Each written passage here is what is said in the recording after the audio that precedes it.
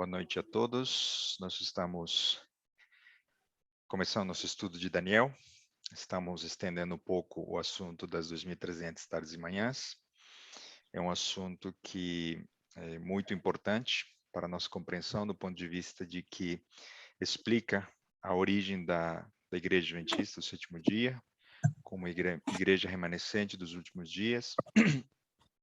E agora eu falo um pouco mais abertamente, de forma mais transparente, porque o estudo da semana passada nos ajudou a entender de fato de onde surgiu esse movimento. Esse movimento foi profético, esse movimento foi dirigido por Deus, até mesmo um desapontamento, não é? Como ocorreu com os discípulos de Jesus, eles se desapontaram e dali, dessa resiliência, Deus extraiu um grupo valoroso, persistente, perseverante. E nós vamos continuar. E esse último estudo a respeito das 2.300 tardes e manhãs será um pouco menos, vamos dizer assim, conectado com Daniel. O motivo de eu ter colocado esse estudo aqui é porque há um ano atrás, uma irmã da igreja compartilhou comigo o link do vídeo do Tiago Helder, se não me engano é assim o nome dele, e o vídeo é fantástico. Então ele é o cálculo astronômico dos 2.300 anos. E ela disse algo para mim, olha, eu não consegui entender todos os cálculos que ele fez. Como você é engenheiro, eu acho que você poderia me ajudar e dar uma explicação. E aí eu assisti o vídeo, consegui sanar as dúvidas dela. Então, por isso eu tenho essa motivação de, se talvez alguém já assistiu e não entendeu, a ideia é que eu facilite, que eu torne um pouquinho mais didático, né, com um pouquinho mais de tempo, algumas das explicações que, por sua vez, não vem dele, né? Ele também extraiu de um livro. Então, o que a gente está fazendo é só compartilhar, né? O mesmo objetivo dele é o meu, e vocês fiquem à vontade para transmitir, compartilhar, enviar este material, tá bom? Vamos começar fazendo uma oração? Oremos. Querido Deus, nosso bom Pai, nós te agradecemos por esses momentos onde nós podemos estudar a tua palavra com tranquilidade. Obrigado pela tua proteção. Pedimos a bênção do Espírito Santo para esse estudo. Queremos entender um pouco mais a respeito de alguns detalhes, como foi feito o estudo dos 2.300 anos para chegarmos até o ano de 1844. Abençoe cada pessoa que está aqui, a pessoa do grupo, das igrejas que nos representamos, as nossas famílias. Suplicamos perdão pelos nossos pecados e intercedemos pelos queridos que estão precisando. São bênçãos que nós pedimos em nome de Jesus. Amém. Muito bem. Então, como eu comentei, esse material é uma réplica, né, um pouco mais didática, do material apresentado no canal Adventismo Vivo, tá bom? Então, nós vamos começar citando, fazendo menção ao capítulo 4, né, do livro Astronomia e a Glória do Adventismo, escrito por Juarez Rodrigues, e nós vamos ver a precisão matemática no cálculo da profecia das 2.300 tardes e manhãs.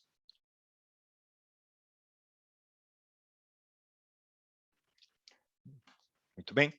Então, a palavra de Deus, ela vai usar em vários momentos a palavra tempo, vinculado a um aspecto de uma história, de uma profecia, de um período profético. Então, vamos pegar apenas aqui, rapidamente, algumas referências da Bíblia, para nós tentarmos ver de que existe um quebra-cabeça, né, que Deus vai mostrando, como se fosse uma fichinha, vai mostrando para uma pessoa, um servo, um profeta, essa pessoa recebe uma explicação, então ela transmite uma mensagem, posteriormente a luz, que é gradativa, ela vai avançando, e a ciência e o conhecimento dessas verdades vão avançando.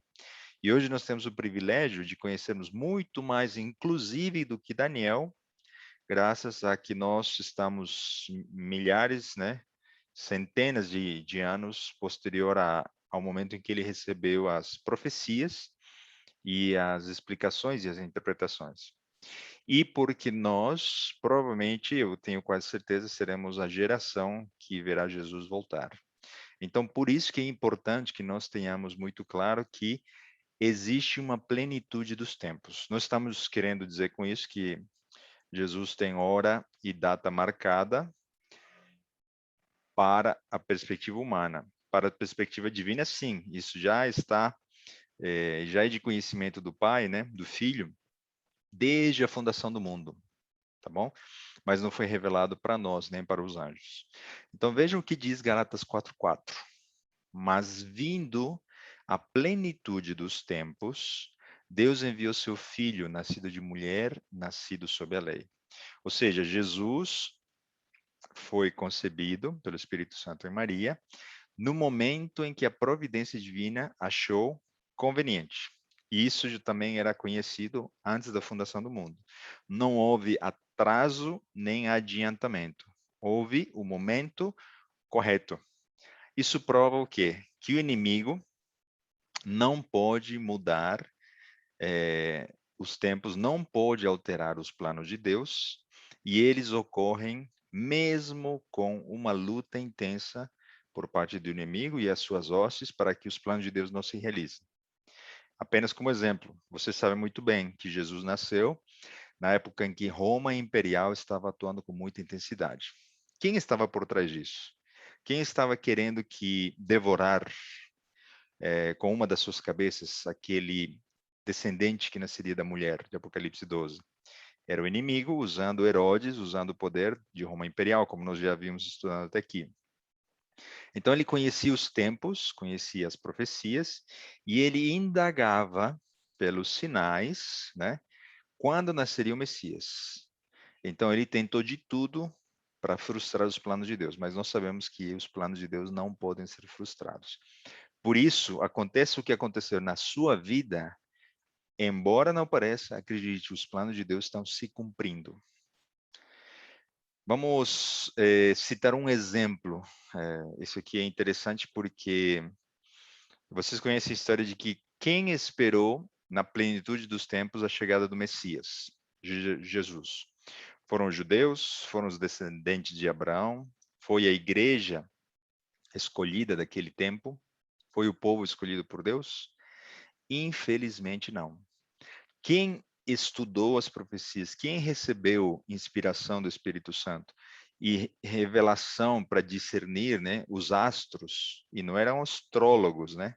Eles eram astrônomos, ou seja, estudaram a verdadeira ciência que está nos astros, não para fazer interpretações usando a numerologia, muito menos isso. E a tradição, veja como o inimigo até nisso, né? Nesse mínimo detalhe. A tradição diz de que eles eram magos, eles não eram magos. Eles eram sábios do Oriente. Hoje, inclusive no meio do cristão, se acredita que eles eram 3 magos. Não eram, eram estudiosos das profecias, ok? Então, eles conseguiram entender a profecia da estrela de Belém, que tinha sido profetizada no Antigo Testamento, não é? A respeito do nascimento do Messias. E eu faço um comentário aqui porque eu tive a oportunidade de estudar com outras referências de que a história vai se repetir muito claramente nesse mesmo aspecto. Nós estamos vendo que muitos dos que têm oportunidade de estudar as profecias e a palavra de Deus de forma mais aprofundada não o estão fazendo. E essa luz que está disponível, e já são, né, desde 1844 até os nossos dias, quantos anos de existência da Igreja Adventista do Sétimo Dia? Quantos anos à disposição dos escritos de Ellen White para estudarmos junto com a Bíblia os tempos que estão próximos? Infelizmente, por analogia com os sábios do Oriente, eu poderia dizer de que muita luz será revelada para pessoas sinceras que não estão hoje no arraial da Igreja de Cristo. Porque essas pessoas que estão buscando, estão com fome pela palavra de Deus, elas se aprofundam quando elas têm uma página, um texto, uma Bíblia, uma lição. Elas não são, né, mornas, não se acham ricas, elas sentem que precisam de colírio, se sentem pobres, diferente de nós, né, que somos laodiceanos, que achamos que já conhecemos tudo.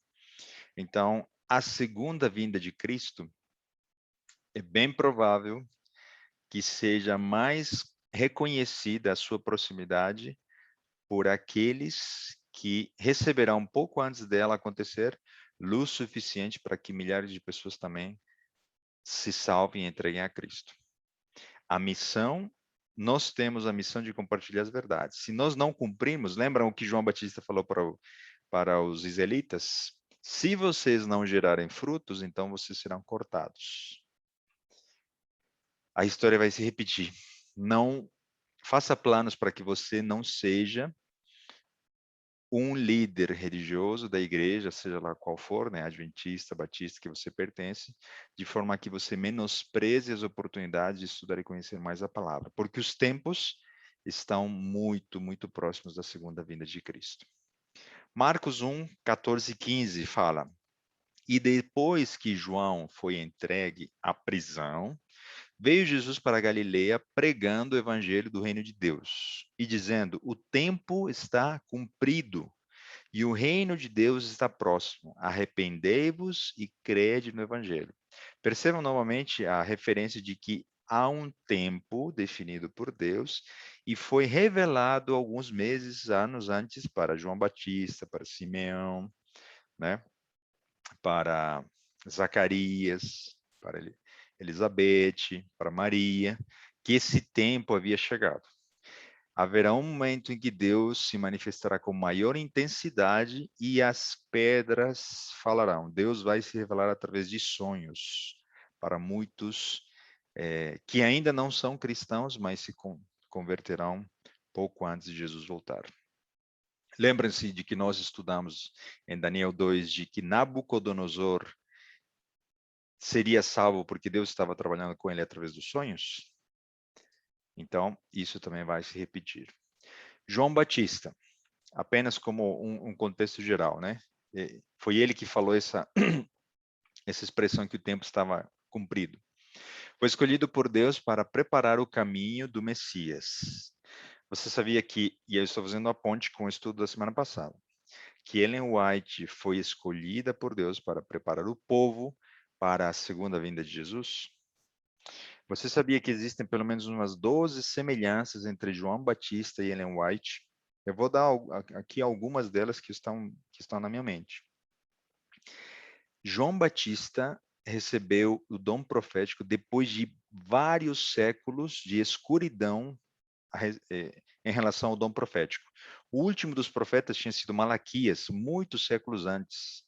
Para então, né, depois de tempos de escuridão por falta da inspiração, né, de Deus, se revelar através dos seus servos os profetas, então Deus chama João Batista.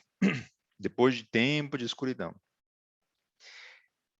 Depois de muitos séculos, da mesma forma, né, imaginem, desde a época de João, que escreveu o Apocalipse, até Ellen White, depois de milhares de anos de escuridão, Deus chama então uma profetisa para preparar, para enviar mensagens, para preparar o povo para a segunda vinda de Jesus. João Batista, ele não assumia para si, ele não falava, eu sou profeta, fui enviado por Deus, enfim. Ele trazia uma mensagem muito clara, ele falava que era um mensageiro. Ellen White também, ela sempre afirmou que era uma mensageira de Deus.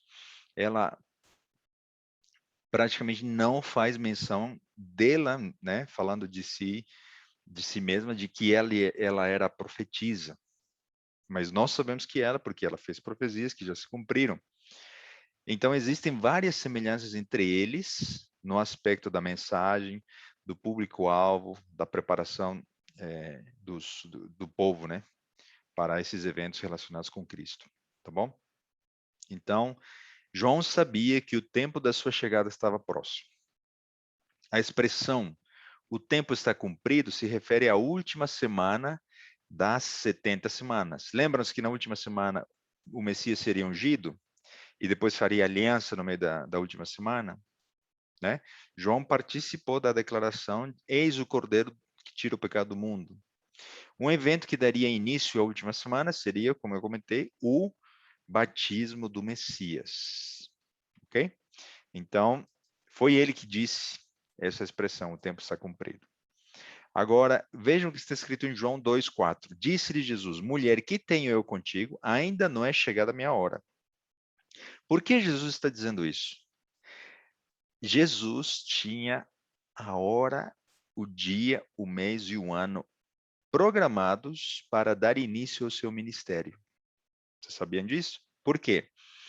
Porque, e aí eu faço uma conexão com o assunto do santuário, que é maravilhoso. Os levitas, eles, com a idade de 31 anos, eles iniciavam a sua função sacerdotal. Levitas menores, né, com menos de 31 anos, não poderiam exercer o sacerdócio. Então, Jesus precisava cumprir a figura do sumo dos sacerdotes, né? E somente com a idade correta, com o evento oportuno, ele poderia iniciar seu ministério aqui na Terra. Ele estava deixando rastros, evidências, né, digitais ao longo da sua jornada, desde a infância, desde seu nascimento. Quando ele tinha 12 anos, deixou mais uma digital, né, na Páscoa. Quando ele foi para o deserto, na tentação, ele estava deixando o quê? Os sinais por onde depois os estudiosos, aqueles que conheceriam a verdade do santuário, poderiam reconhecer, ele é o Messias. De forma que também está profetizado por Ellen White, de que muitos judeus sinceros reconhecerão pouco antes da segunda vinda de Jesus, que Jesus de fato era o Messias. E esse movimento com mais intensidade começou há mais ou menos 5 anos. Existem vários testemunhos na internet de judeus que estão se convertendo e reconhecendo que Jesus era de fato o Messias. Ao estudar as verdades do santuário, as digitais e a passagem de Cristo e as suas palavras, né, ao longo dos evangelhos e da palavra de Deus. João 7, 6 e 8 diz, e disse-lhes, pois, Jesus, ainda não é chegado o meu tempo, mas o vosso tempo sempre está pronto. Subi, vós, a esta festa, e eu não subo ainda a esta festa, porque ainda o meu tempo não está cumprido. E essa palavrinha aqui, festa, me faz lembrar de que existem 7 festas principais, né, judaicas, que estão conectadas com o ano calendário agrícola, da agricultura de Israel, e que estão conectadas, por sua vez, com eventos que Jesus cumpriu. Existem feitas do outono, festas da primavera, existem festas, a maneira de exemplo, né? Jesus, ele morreu no dia da Páscoa, porque ele era o Cordeiro. O Espírito Santo foi derramado no dia do Pentecostes, da festa, né? O dia em que Jesus ressuscitou, as primícias, ele foi, ascendeu primeiro para o céu, para apresentar as primícias, os primeiros grãos, os primeiros frutos, para apresentar aqueles que tinham ressuscitado junto com ele. A Bíblia não menciona quem. Então Jesus apresenta ao Pai as primícias, os primeiros resultados dessa poderosa ressurreição. Então ele volta e então ele faz aquela afirmação, né? Primeiro faz aquela afirmação, ainda não subi para o meu pai, e depois vai, né, e se entrevista no dia de domingo, nas primeiras horas, já depois de ter cumprido ao pé da letra e nos horários e nos momentos oportunos a festa das primícias. E aí tem outras festas e nós poderíamos falar, por isso que no assunto do santuário a gente fala 2 estudos apenas falando a respeito das festas judaicas. E elas têm, algumas delas que são escatológicas, né? A festa das trombetas, a festa dos tabernáculos. Os tabernáculos, essa festa era dada para que o povo soubesse que um dia habitaria e montaria as suas tendas, as suas cabanas, na terra da promessa, não é? Como o povo de Israel hoje se encontra no mundo inteiro e pelo conteúdo da mensagem dessa festa, nós um dia moraremos nas moradas que Jesus está preparando. Promessa feita em João capítulo 14, 1 a 3. A festa dos tabernáculos terá um cumprimento futuro. A festa das trombetas fala a respeito do anúncio, não é? Da chegada dessas festas. Então, tem como calcular muita coisa, tem muita profecia inserida nas mensagens de Cristo, nas parábolas de Cristo, nas festas escatológicas judaicas, tem muito conhecimento. E eu posso dizer assim para vocês, eu não consegui estudar tudo, eu estou estudando aqueles que estudam, e mesmo assim a gente apenas consegue dizer, meu pai, né? Quantas verdades maravilhosas. E a gente não pode ficar com isso só para nós. Lucas, capítulo 9, versículo 51. E aconteceu que, completando-se os dias, perceberam? Ainda não tinha chegado, o tempo estava cumprido, estava próximo, e então chegou de fato o dia. Completando-se os dias, para a sua assunção, manifestou o firme propósito de ir a Jerusalém. Ele precisava deixar tudo registrado na sua passagem pelos diferentes eventos das festas judaicas, em função da idade que ele tinha e do que ele faria iniciando o seu ministério. João capítulo 7, versículo 30. Procuravam, pois, prendê-lo, mas ninguém lançou mão dele, porque ainda não era chegada a sua hora. Existia uma hora marcada? Sim, apenas entre o pai e o filho. Os sábios do Oriente conseguiram, né, capturar um pouco, né, como se fosse uma faísca dessa luz maravilhosa a respeito desses tempos, no momento do nascimento de Cristo. Mas ainda existiam outros tempos exatamente, né, previstos pela providência divina para se cumprirem. João capítulo 8, versículo 20. Estas palavras disse Jesus no lugar do tesouro, ensinando no templo, e ninguém o prendeu, porque ainda não era chegada a sua hora.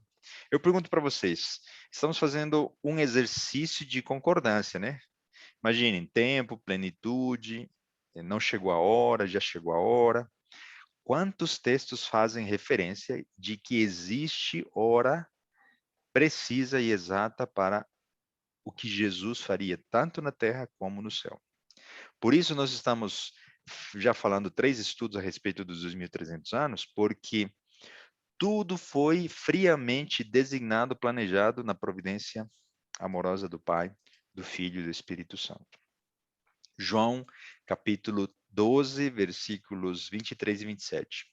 E Jesus lhes respondeu dizendo, é chegada a hora em que o Filho do Homem há de ser glorificado. Triste, né? Eles ouviram essas verdades maravilhosas, eles não conseguiam assimilar, não conseguiam compreender. Do que ele está falando? Agora a minha alma está perturbada. E que direi eu? Pai, salva-me desta hora, mas para isto vim a esta hora. Os discípulos estavam totalmente sem saber a que ele se referia. Um tempo de angústia que ele iniciaria, né? Pouco antes da sua morte. Tanto desconhecimento que eles tinham que eles o abandonaram. Eles dormiram, não intercederam, não oraram junto com ele. Para eles, o tempo, né, passou praticamente desapercebido. Será que algo parecido está ocorrendo hoje com a igreja?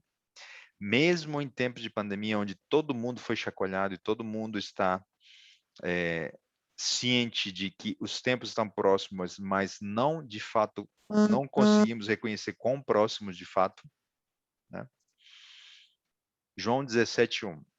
Jesus falou assim, e levantando seus olhos ao céu e disse, Pai, é chegada a hora. Glorifica o teu filho, para que também o teu filho te glorifique a ti. Já falando da hora da sua morte, lembra-se? Na liturgia do santuário, no dia e na hora em que Jesus morreu, o véu que divide o lugar santo do lugar santíssimo foi rasgado do alto para baixo. no exato momento em que um cordeirinho seria morto. Então, o tipo se encontrou com o antítipo e o cordeirinho fugiu por causa do tremor de terra, escapou das mãos do sacerdote, e esse animalzinho não precisou morrer naquele dia, porque o verdadeiro Cordeiro de Deus estava morrendo naquele mesmo instante na cruz do Calvário. Hebreus 9:26. De outra maneira, necessário lhe fora padecer muitas vezes desde a fundação do mundo. Mas agora, na consumação dos séculos, uma vez se manifestou para aniquilar o pecado pelo sacrifício de si mesmo. Vocês se lembram quando eu mostrei para vocês de que existia data e hora marcada para o dilúvio acontecer? E essa data e hora marcada estavam escondidos para os ímpios, mas estavam disponíveis para os filhos de Deus que quisessem saber a respeito das profecias de Enoque. Essa data e hora marcada dependiam do dia da morte de Matusalém. Quem em oração, quem pedindo, clamando, não é, pelo Espírito Santo, Deus poderia ter revelado para muitas pessoas e a mensagem estava lá, à vista e de forma clara, né? Era uma mensagem ambulante. Por onde Matusalém ia, todo mundo reconhecia. Quando ele morrer, algo virá.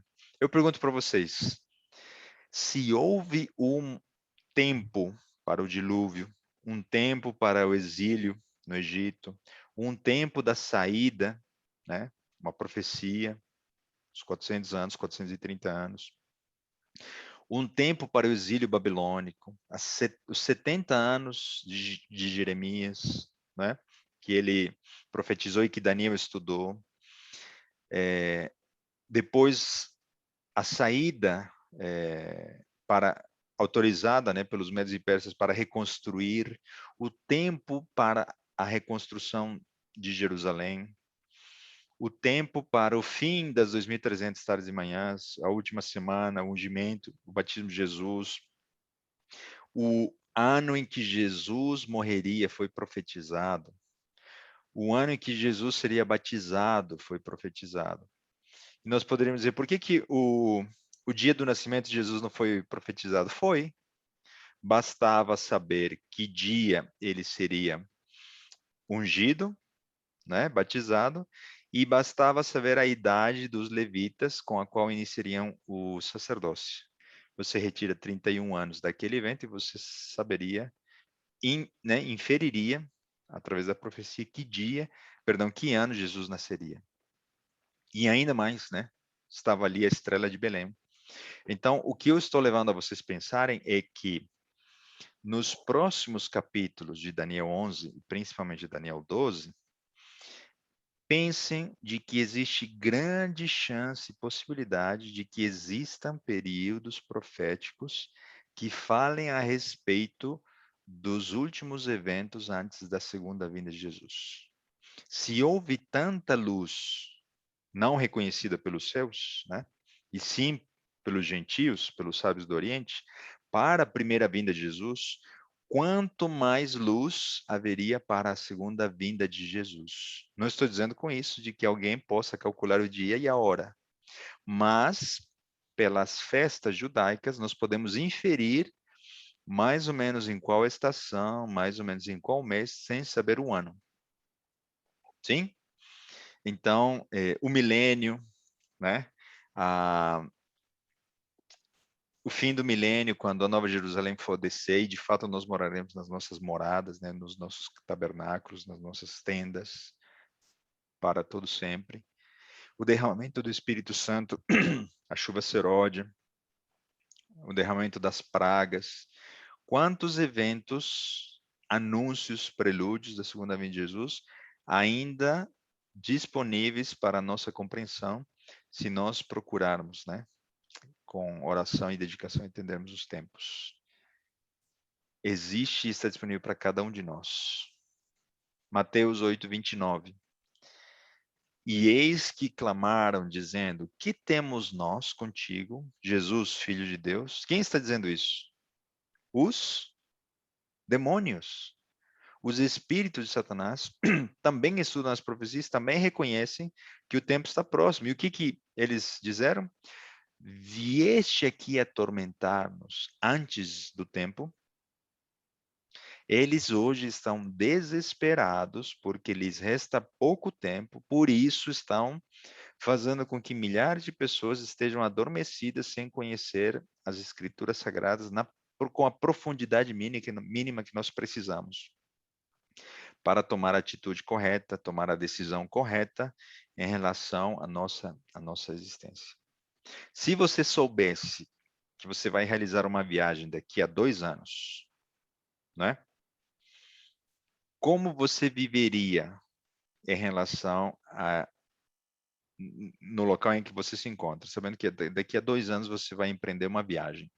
Imagine, você vai para a Europa e dali você não retorna. Como seria as suas decisões, né? O uso dos seus talentos, recursos, tesouros, se você soubesse que você faria essa viagem? Nós não sabemos quando faremos essa viagem, estamos falando da pátria celestial, mas nós sabemos que será eterna. Nós estamos vivendo como peregrinos ou estamos fazendo questão de criar mais raízes aqui na Terra? Se a pandemia não for chacoalhar nossas estruturas, né, a respeito de que nada do que é material vale a pena investir aqui nessa Terra, então estamos perdendo uma grande oportunidade. E mesmo em se tratando de uma crise, né?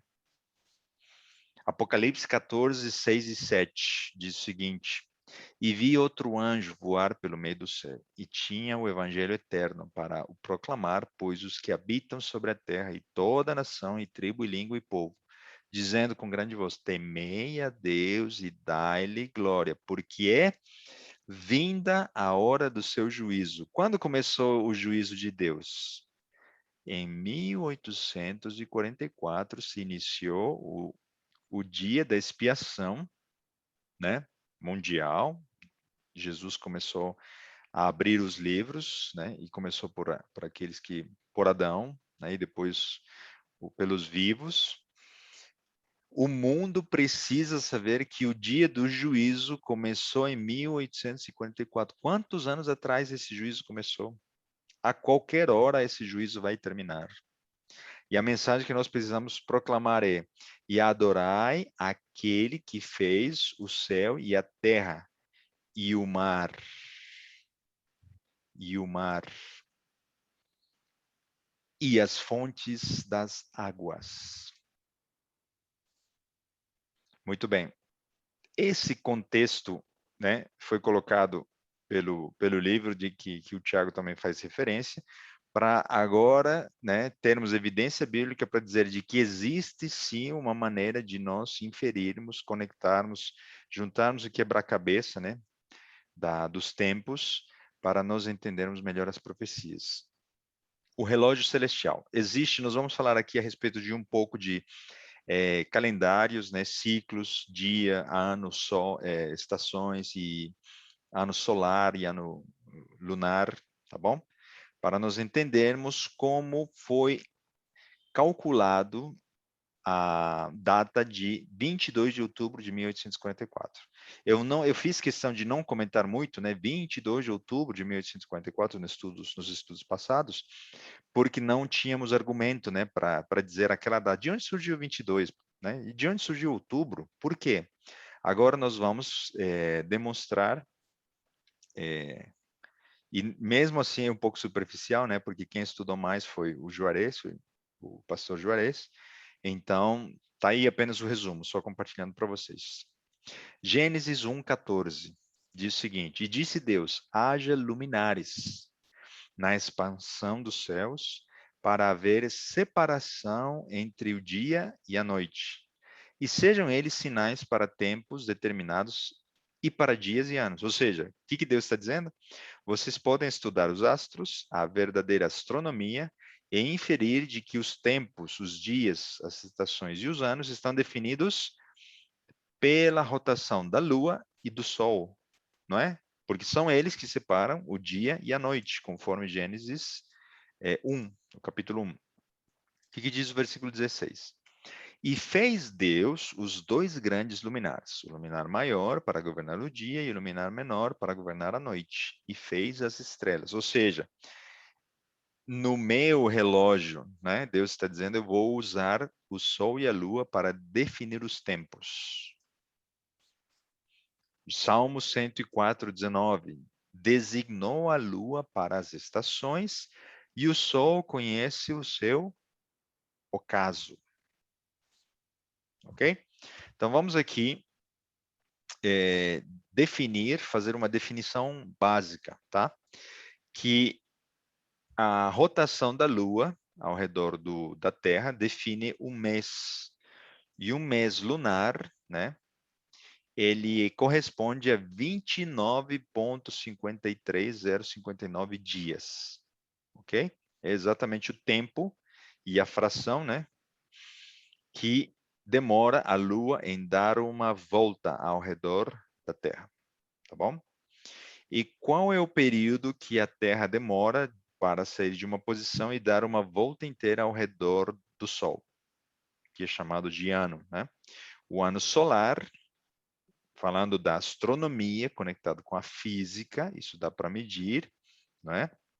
Já foi medido, existem, isso é consolidado, é definido por 365 dias, ponto 24 e 22 dias, ok?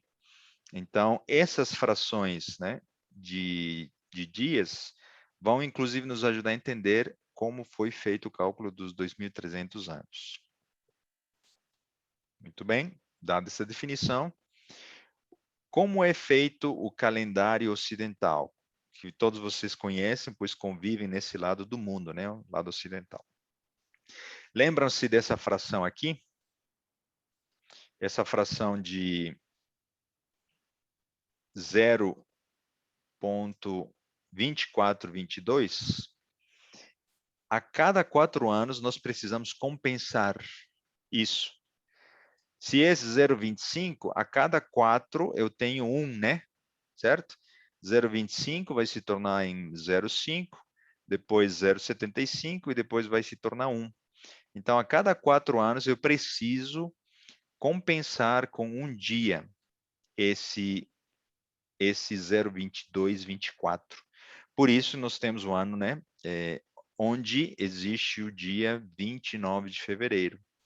Então, a cada 4 anos, eu tenho que acrescentar esse dia para corrigir essa defasagem de 0,24 dias que ocorre a cada ano.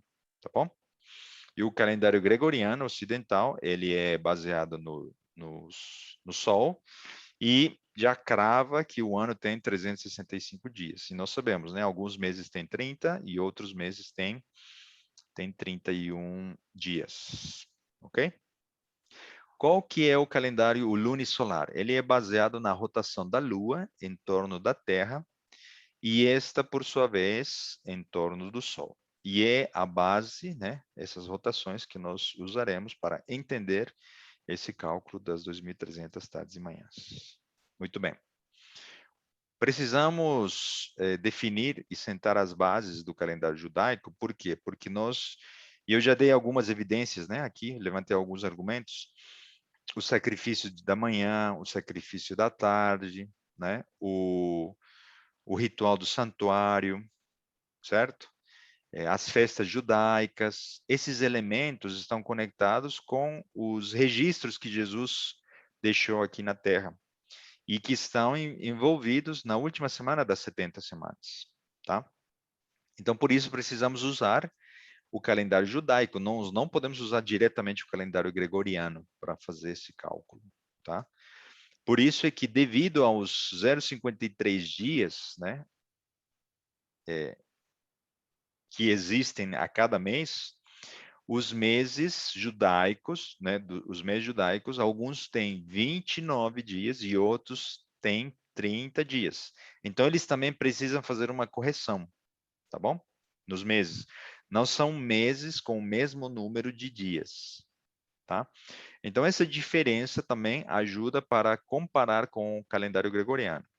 Então, no calendário judaico, você tem mês, hora com 29, hora com 30 dias.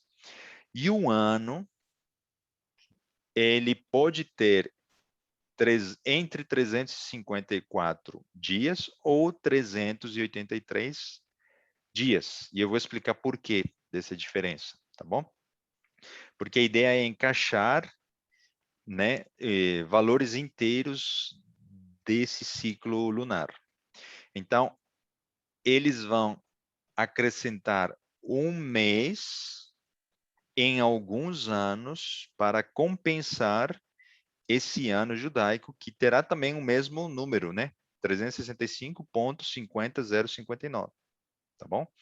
Então, essa pequena fração 0,53, 0,59, nós vamos usar para ver como é feita essa compensação e como isso se conecta com o 22 de outubro de 1844, tá bom? Está aqui uma tabela, eu preferi mostrar em forma de tabela, talvez seja mais fácil, foi um pouquinho mais fácil para mim, tá bom? E eu vou explicar, acompanhe comigo o raciocínio, tá? Então aqui, nessa coluna, eu tenho aqui o ano solar, ele é formado por 365,2422 dias, ok? O ano lunar é por 354,3671, ok? E existe um ano lunar ajustado, e eu vou explicar por quê e como é feito isso, tá? O ajustado, ele vai ter 13 meses para compensar a diferença entre 354 e 365. Então, basicamente, eles fazem o seguinte: quando no primeiro ano eu tenho uma defasagem entre 365 e 354, eu compenso em anos posteriores e coloco alguns anos com 383,89 para compensar essa defasagem que está se acumulando, tá bom? No primeiro, segundo, terceiro ano. Então, no caso do ano solar, você sabe, né? Hora 30 ou hora 31 dias por mês. No caso do ano lunar, 29,53. E no ano lunar ajustado, 29,53. Que é exatamente um mês, né? A mais ou não, tá? Então, aqui tem uma diferença de 10,8751. Essa diferença é o quê? 354 menos 365 dá menos 10,87. Tá bom? É simples assim. Então, o ano cru, poderíamos dizer assim, o ano, né, bruto lunar, ele é defasado de 10,87 dias dos 365,24. Quando é feito um acréscimo de um mês, então essa diferença é entre 383 menos 365, o que dá 18,65 dias a mais quando o ano judaico tem 13 meses, tá bom? E menos 10,87 dias quando o ano judaico tem 12 meses, ok? Então, esse menos 10 e mais 18 vai ser usado nessa tabela de baixo para entendermos a cada quanto tempo os dois calendários são sincronizados, tá bom? Então, resumindo essa primeira tabela, os judeus, né, acrescentam um mês e existe um ano de 13 meses para acompanhar, né, para não ficar defasado com o calendário de fato solar, né, o exato, o físico, vamos dizer assim. A definição física é 365,2422. Então, vamos lá. No primeiro ano, ok? O ano solar tem 365,24. Em todos os anos que eu estou colocando aqui, em amarelo, está repetido o mesmo número, tá bom? Vocês estão vendo um monte de número, mas é o mesmo, está repetido, o ano solar, tá bom? Então, não é para ninguém se confundir, achar que isso aqui é chinês, ou tá muito complicado, enfim. Tá? Então, o ano solar, ao longo desses anos, né, de 1, 2 até o ano 19, está repetindo a mesma unidade, tá? 365,24. O ano lunisolar, ele tem 354,36. Qual é a diferença entre os dois? No primeiro ano, o calendário lunisolar, ele vai ficar 10,87 dias a menos, ok? Então, o calendário judaico vai se atrasar quase 11 dias. No segundo ano, de novo, 365,24, eles colocam um mês a mais. Então, esse ano em azul seria um ano lunar ajustado. Esse ano vai ter 383,8977 dias. A diferença entre os dois vai dar 18,65 dias a mais para esse ano lunisolar.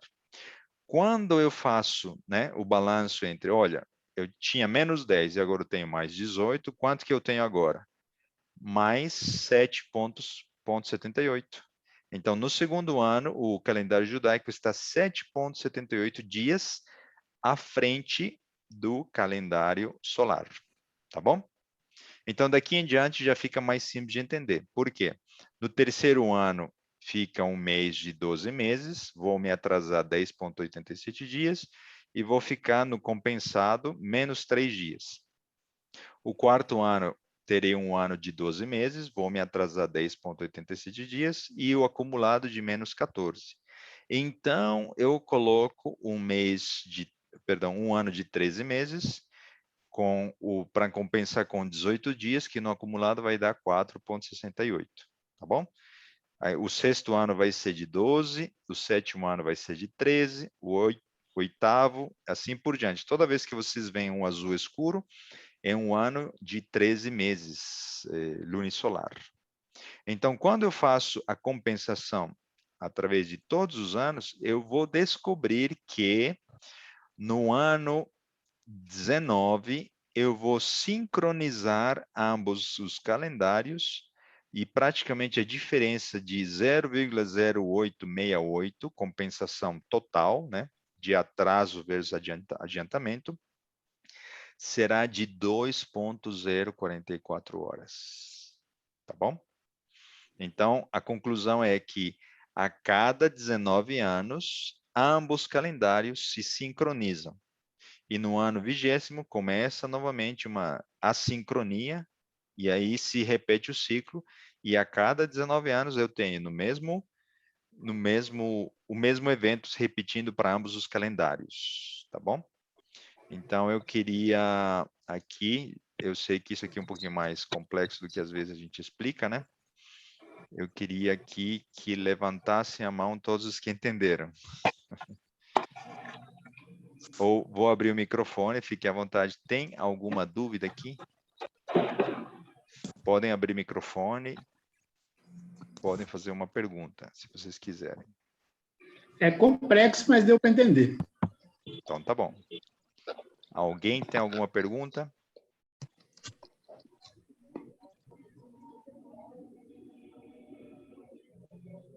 Tudo dominado? Semana que vem pode ser a prova. Tá bom. Então, mais alguém? Se você lembrar ou conseguir, né, realizar a sua pergunta, pode interromper, tá bom? Ô, Johan, Oi. esses azuizinhos, então, são anos mais claros, azul mais claro? Azul, São mas anos que eles têm 12 meses, e o azul escuro que eles têm 13 meses. correto. Correto. Então, o calendário judaico tem ano que tem 13 meses. Exatamente. Por isso é que não dá para, por exemplo, dizer de que o 1º de Nissan sempre vai cair no mês de setembro ou outubro. Não, né? Vai depender do ano. Então a pergunta é: esse ano, quando é que cai a festa dos pais asmos, né? Ou quando é que cai a Páscoa? Você tem que ir lá consultar, e aí tem referências, né? Todo ano, e você infere e fala: esse ano vai cair em dia 15 de outubro, por exemplo. Não, ano que vem vai ser final de setembro, tá? Então, todo ano tem um número diferente de meses, tá? Entendi. E esse calendário aqui foi o baseado para fazer o cálculo das 2.300 tardes? Sim, para chegar exatamente na data de 22 de outubro. Que nós vamos chegar lá ainda, né? Estamos só construindo a maneira como que é feito esse cálculo.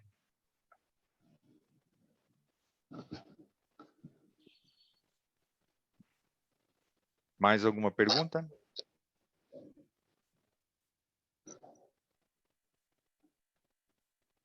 Muito bem, eu sei que tem alunos muito aplicados aqui, né? Então, nós vamos continuar. O resumo aqui é, né? A cada 19 anos, os dois calendários ficam sincronizados, tá bom? Vamos para o próximo slide. Então, tá aqui. Então, com bolinhas, né? Com figurinhas. Após 19 voltas ao redor do Sol, a Terra vai, né? Fica sincronizada na perspectiva dos calendários solar e lunisolar, no mesmo ponto de referência, tá? E a Lua terá dado, nesses 19 anos, né? 235 voltas ao redor da Terra, tá? Então, esse é a referência que estamos usando, o ciclo de 19 anos. Ok? Então, vamos lá. Os números usados para o cálculo da profecia das 70 semanas e as das 2.300 tardes e manhãs, ou anos, é exatamente as mesmas definições. Eu estou só copiando aqui novamente, né? Um ano solar tem 365,24 e o mês lunar tem 29,53. Após 19 anos, como nós já falamos, estamos só reforçando, ambos os calendários ficam sincronizados, com exceção daquelas 2 horinhas. Lembram-se? Aquele 0,08 dias equivalem a 2,08 horas. Tá? O calendário judaico fica um pouquinho para frente. Tá bom? Não é uma sincronização assim, 0,00, não. É pequenas 2 horas, depois de 2 anos de assincronia. Tá bom? Então, vamos lá. Como é que o pessoal... E aí tem que envolver um pouco de história, um pouco de, né, dos eventos que nós, de fato, podemos confiar, tá? Confiar, eu falo assim, em termos de registro. Todos os eventos que nós já explicamos, né, nos estudos anteriores são confiáveis. Todo mundo já estudou, teólogos, já está tudo confirmado. O que eu quero dizer é assim, o seguinte: qual é o ano que nós vamos usar como referência? E isso aqui é apenas para recapitular. As 70 semanas são divididas em quê? Em 2 semanas, perdão, uma semana, 62 semanas, dá 69. E a última semana é dividida em 2 metades, tá bom? Uma semana tem 7 dias, então, esses 7 dias são 7 anos, então a última semana é dividida em 2 metades, seria 3,5 anos, né, para dividir a última semana. E vocês sabem que no início, né, onde está meu mouse aqui, o início da última semana se dá com o batismo de Jesus. 3 anos e meio depois do seu ministério, Jesus é morto. E 3 anos e meio depois, Estevão é apedrejado. Tá bom? Então, um ano em que todos os historiadores, né, etc., a igreja cristã, etc., assume como referência né, de certamente e comprovado e verificado é o ano em que Jesus morreu. E foi o ano 31 depois de Cristo. Naquele ano, no calendário gregoriano, né, 31 depois de Cristo, ele correspondia ao ao mês de Nissan e ao 15º dia daquele mês, tá bom? E deveria ter feito isso, mas agora que eu estou pensando, né, não fiz. Ter colocado os nomes dos meses, né, judaicos, etc., mas não, talvez ia complicar um pouquinho mais, tá? Mas existem nomes diferentes para os meses, né, do calendário judaico. Então, tá ali. A referência para efeitos desse cálculo que nós faremos é o 15 de Nissan. Quando nós tiramos de 490 3 anos e meio, ok? Nós temos 486,5 anos que nós voltaremos para trás e chegaremos ao ano 457 a.C., tá bom? E isso se confirma, como eu já comentei com vocês, com o ano em que o rei Medo-Persa, né, Artaxerxes, emitiu um terceiro decreto, e para valer, para a autorização da reconstrução dos muros e do templo de Jerusalém, ok? Com esses 486,5 anos, né, e usando aquele calendário, nós chegamos ao 10º dia do mês de Tishri, tá bom? Então, usando o calendário judaico, a diferença dos dias, usando os ciclos lunares, esse cálculo dá para fazer, seria elaborado, mas está aí, alguém já fez e se chega ao dia 10º, tá?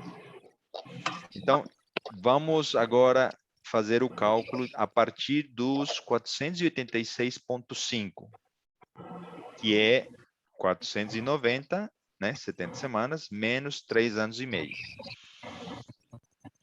Quantos dias por ano tem?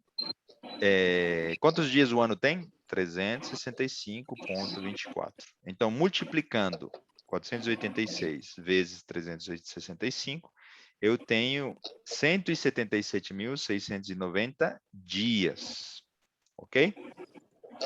Quando eu divido isso para calcular o número de meses, né, em que a Lua deu voltas, eu divido por 29,53, eu tenho 60.017,16 meses lunares, tá bom? Então, o que eu vou fazer? Eu sei que esses 6.017 são números inteiros, cravados, né? Eu vou retirar o número inteiro, eu vou ficar com 0,1615. E aí eu vou calcular a quantos dias equivale 0,1615 meses lunares. Isso equivale a multiplicar esse número por 29,53. Então, isso equivale a 4,77 dias, tá bom? Então, eu vou usar 486,5 e mais alguns dias aqui para olhar o calendário judaico, verificar em qual mês cai e em qual dia, tá bom? E ali, na verdade, isso tudo era para explicar e dizer, né? Que isso caiu no 10º dia do mês de Tishri. Então, esses 4,77 é justamente, né? Como é que foi de 15 para 10? Exatamente por causa dessa diferença de 4,77, né? Arredondando 5 dias. Tá bom? Tranquilo? Então, como é que fica a questão dos 2.300 anos? Você se lembra que as 70 semanas constituem a primeira parte da profecia? Então, agora vamos fazer o mesmo cálculo para os 2.300 anos. Eu vou multiplicar 2.300 vezes 365 e eu vou chegar a 840.057,06 dias, né, que 2.300 anos tem. Dividindo por 29,53, que é o número de dias a cada mês lunar, eu chego à quantia de 28.447 meses lunares, 0,01. Ok? Então, desculpa aqui, eu vou usar esse 28.447 para, a partir do ano 47, perdão, a partir do ano 457 a.C., que corresponde ao 10º dia do mês de Tishri, chegar até o 10º dia do mês de Tishri. Por que não há uma mudança de dia, né? De 10º mês para, perdão, 10º dia para 11º? Porque nós estamos falando de 0,1, ou seja, essa fração não define uma mudança de dia, tá bom? Então, saímos do dia 10 e chegamos no dia 10 do mesmo mês. Então, agora só precisaria fazer o quê? A tradução naquele ano de a qual dia e a qual mês corresponde esse mês naquele ano. E isso cai como resultado 22 de outubro. Tá bom? Como eu falei, não poderia ser válido para, por exemplo, 1843 ou 1845. Para o ano de 1844, o 10º dia do mês de Tisri corresponde o dia 22 de outubro. Tá bom? O dia em que Jesus saiu, deixou o lugar santo e passou para o lugar santíssimo. Tá bom? Então, agora, e aí entramos no mínimo ajuste, né? Ajuste fino. Agora nós vamos mostrar, e vocês se lembram, né? Daquela maneira que nós explicamos, como é que Deus definiu o início do dia e o fim do dia? A partir do aparecimento, a partir do pôr do sol. Quando chega o pôr do sol, se inicia um novo dia. Tá? Então, para o calendário deixado no Gênesis, nós estaríamos já na terça-feira, na manhã, na parte escura, né, da terça-feira. Tá? Por isso que os adventistas, na sexta-feira à noite, reconhecem que o sábado está iniciando, tá? Porque o dia e a tarde e a manhã do primeiro dia, e Deus viu que era bom. Ou seja, a tarde é a parte escura e a manhã é a parte clara. Ok? Então, a pergunta que cabe aqui é: aquele 22 de outubro de 1844, ele caiu no fim do dia 21 e o início do dia 22, ou no fim do dia 22 e início do dia 23, ok? E aí está esse 1 e o 0, só para dizer de que o dia começa com a parte escura, tá bom? Então, a pergunta que o pessoal que estava envolvido, de fato, com mais detalhe nesses cálculos era, tudo bem, esse 10º dia do mês de Tisri cai entre o dia 21 e 22 de outubro ou entre o dia 22 e 23 de outubro, né? Ou de outra maneira, Jesus estaria indo para o lugar santíssimo quando o dia 21 estiver terminando ou quando o dia 22 estiver terminando. E aí, o pessoal, né? E aí eu não tenho essa resposta, se alguém me perguntar, eu não tenho essa resposta, porque aí a gente pegou o resumo também do vídeo do Thiago. O cálculo correto é feito a partir do dia 22, tá bom? Então, era o pôr do sol do dia 22 para se iniciar o dia 23 de outubro, o 10º dia do mês de Tisri. Tá bom? Então, no pôr do sol do dia 22 de outubro, ocorreu o grande desapontamento, profetizado por Deus e conduzido por Deus para peneirar ali, né? E extrair dali um povo que pudesse depois formar a Igreja Adventista do Sétimo Dia. Estamos chegando ao fim. E agora vocês vão ficar encantados com os mínimos detalhes, como Deus trabalha e controla os tempos. Né? Você se lembra que a gente falou dos eventos, né, que envolvem a liturgia do santuário celestial, do santuário terrestre? Nós estamos falando de um fuso horário, né, aqui em vermelho, nessa caixinha vermelha, na região da Palestina, tá? Onde Israel está localizado. Por que agora eu coloco uma caixinha em azul, localizada na região onde ocorreu o desapontamento? Esse evento, né, do desapontamento, assistam o vídeo onde tudo começou, como tudo começou, e vocês vão ver que foi naquela região, né, da Pensilvânia, Nova York, lá na região dos Grandes Lagos. Ali foi a ênfase da mensagem, onde os pioneiros da Igreja Adventista espalharam essas mensagens de que Jesus voltaria naquele ano. E eu já expliquei, né? Ele não voltou, isso se constituiu o desapontamento. Então, quando nós fazemos a diferença de hora entre o momento em que estava ocorrendo o sacrifício da tarde, nós podemos dizer de que o momento exato em que Jesus estava mudando, né, de compartimento no lugar santuário, foi no dia da expiação, né, no calendário judaico, no calendário lunar, e foi no horário do sacrifício da tarde em Jerusalém, tá bom?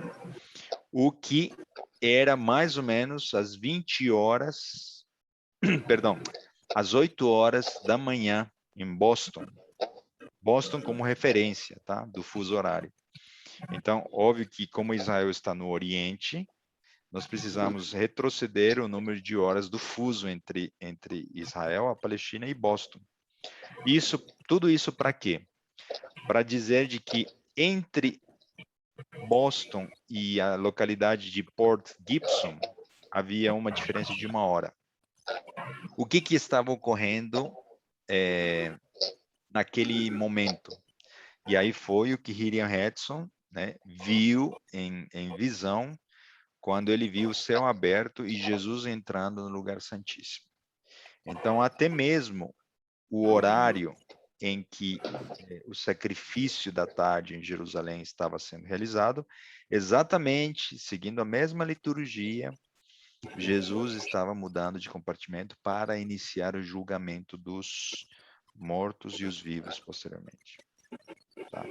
Então, e aí eu vou fazer um comentário que o Tiago não fez, eu tenho certeza que ele sabe como, esse assunto do santuário.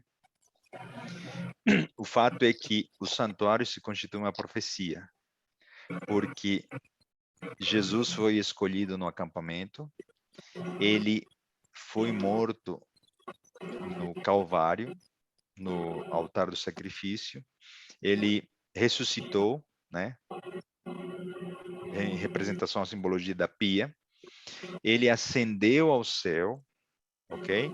Ele enviou o seu Santo Espírito no dia do Pentecostes, ele entrou no lugar santo no dia da sua ascensão, ele foi coroado, e ele começou a sua intercessão no lugar santo após a sua ascensão. E dali, desde aquele ano até o ano de 1844, ele trabalhou no lugar santo. E desde 1844 ele está trabalhando no lugar santíssimo, intercedendo por nós. Então, tudo isso é importante por quê? Porque o santuário, a liturgia do santuário nos afirma que o sumo sacerdote, finalizada a liturgia do dia da expiação, ele vai deixar o lugar santíssimo para transferir os pecados do povo inteiro daquele ano para o bode Azazel. No caso de Cristo, isso que eu estou contando é apenas figura. No caso de Cristo, ele vai transferir todos os pecados de toda a humanidade que se arrepende, que clama, que pede perdão, e então vai transferir para Satanás no momento pouco antes do início do derramamento das 10 pragas. Tá bom? Então, esse evento está prestes a ocorrer. Nós não sabemos quando. Isso vai definir o fim do tempo de graça e é um evento solene. Muitos estudiosos estão dizendo de que os fenômenos da natureza, né, serão também uma advertência de que há uma última mudança e desta vez a saída definitiva do lugar santíssimo que Jesus fará. Houve um terremoto no ano de 1833, né? O Sol e a Lua se escureceram pouco antes de 1844. Nós estamos vendo uma série de eventos, fenômenos naturais nos últimos anos com maior intensidade, né? Então a natureza vai se manifestar pouco antes do fim do tempo de graça, porque a própria natureza vai estremecer quando a ira de Deus for derramada nesta terra. E ali, meus amigos, nós precisaremos estar do lado certo. Por isso que hoje é tempo de graça, tempo de arrependimento e tempo de entrega. Deus tinha definido a plenitude dos tempos para cada um dos eventos por onde Cristo passaria ao longo da liturgia do verdadeiro santuário, o santuário celestial. Essa cena, essa figura representa o momento em que Hiriam Hedson, apenas uma ilustração, obviamente, né? Ele viu Jesus entrando no lugar santíssimo. O último compartimento que Jesus entraria. A hora do seu juízo chegou. Como eu mostrei no estudo, há 2 estudos, o inimigo faz questão de propagar a mentira de que não existe julgamento, de que não existe juízo, de que a pessoa que morre já está do lado e ao lado do Pai, que já vira uma estrelinha, que já está nos ouvindo, que já foi salva porque ela é uma pessoa boa. Todos esses enganos conectados derrubam as verdades sublimes do santuário, que nada mais são o quê? Motivo de esperança para aqueles que estão pedindo perdão a Cristo. Porque se eu peço perdão e eu confio nos méritos de Cristo, agora eu vivo em paz, em segurança da salvação, não pelos meus méritos, não por presunção, mas eu acredito que Ele pode me salvar e Ele pode fazer tudo por mim. Então, passo a ter uma nova vida. E aí, o nosso tempo já avançou, eu preciso terminar, estou apenas, empolgado com essas verdades maravilhosas, mas o apelo para todos vocês é: hoje é tempo de pedir perdão, de arrependimento e compartilharmos essas verdades com os nossos queridos irmãos de outras denominações que não conhecem as verdades do santuário, das profecias de Daniel e as verdades do juízo.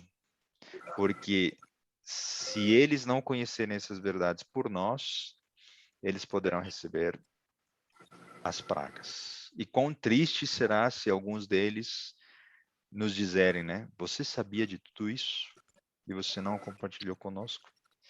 Por isso nós estamos fazendo aqui a nossa parte. Que Deus nos abençoe e que você possa aceitar essas verdades. Vamos fazer uma oração. Amém. Querido Deus, nosso bom Pai, nós te agradecemos pela tua palavra, obrigado pelo privilégio que nós temos de conhecermos essas verdades da maneira tão incrível que o Senhor separou, os tempos para que tudo se cumprisse. Esses tempos são uma prova de que tu tens o controle da história, porque o inimigo não poderá fazer nada para impedir que tudo ocorra no tempo oportuno. Nós queremos pedir perdão pelos nossos pecados, reconhecemos de que temos negligenciado o estudo da tua palavra e também o compartilhamento da mesma, e queremos pedir força, unção do Espírito Santo para que possamos compartilhar com alegria, com esperança e com a ciência de que Jesus está voltando. Que Deus nos abençoe e que nós possamos continuar sob os teus cuidados e proteção. São bênçãos que nós pedimos e agradecemos em nome de Jesus. Amém. Amém.